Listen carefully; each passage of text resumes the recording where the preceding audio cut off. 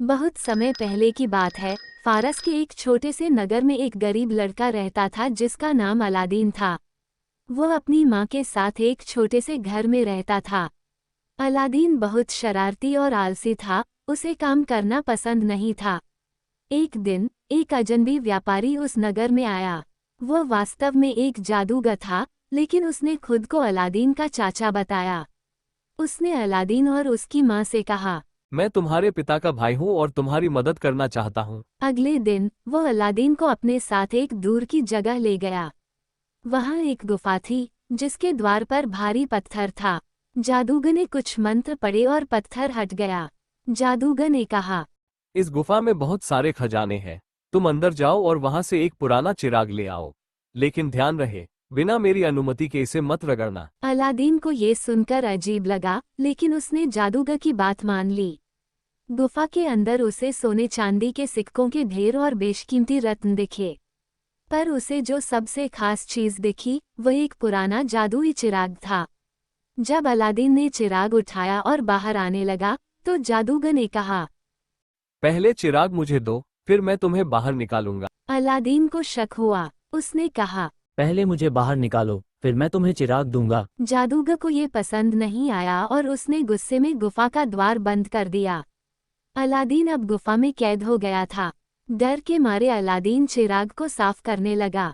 जैसे ही उसने चिराग पर हाथ फेरा, उसमें से एक बड़ा जिन निकला और बोला, हुक्म करो मेरे मालिक, मैं तुम्हारी हर इच्छा पूरी करूंगा।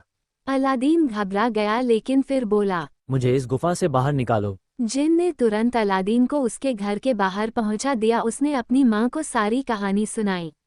अलादीन की माँ ने चिराग को और साफ किया तो फिर जिन प्रकट हुआ।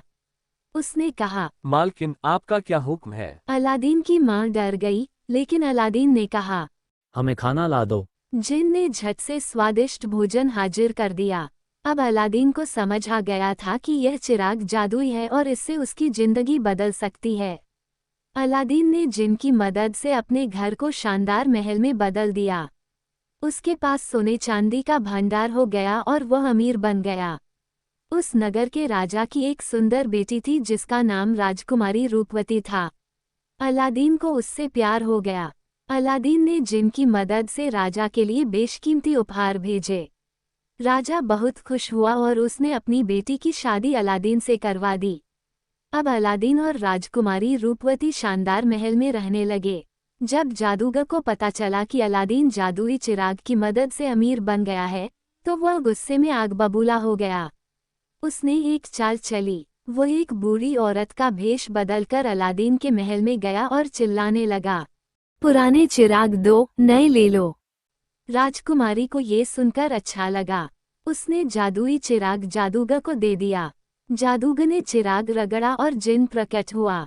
हुक्म करो मेरे मालिक, मैं तुम्हारी हर इच्छा पूरी करूंगा। जादूगर ने कहा, इस महल को और राजकुमारी को मेरे देश ले चलो। देखते ही देखते महल और राजकुमारी गायब हो गए। जब अलादीन महल आया तो उसे कुछ समझ नहीं आया, लेकिन उसे याद आया कि उसके पास एक और जादुई कड़ा है जो जादूगर ने ही उसे गुफा में दी थी। उसने कड़ा को रगड़ा तो एक दूसरा जिन प्रकट हुआ। अलादीन ने कहा, मुझे मेरे महल और राजकुमारी के पास ले चलो। पलक झपकते ही अलादीन वहां पहुंच गया। अलादीन ने चालाकी से जादूगर को बेहोश कर दिया और उससे जादुई चिराग वापस ले लिया। फिर उसने जिन को हुक्म दिया, इस महल को फिर से मेरे नगर में ले चलो। और देखते ही देखते महल और राजकुमारी वापस आ गए। अब अलादीन समझ गया था कि जादुई चिराग की ताकत का गलत इस्तेमाल खतरनाक हो सकता है। उसने चिराग को सुरक्षित रख दिया और अपनी अच्छाई से नगर में सबका दिल जीत लिया। अब वह न केवल अमीर था, बल्कि एक बुद्धिमान और दयालु राजा भी बन गया। उसने राजकुमारी रूपवती के साथ खुशी खुशी जीवन व्यतीत किया।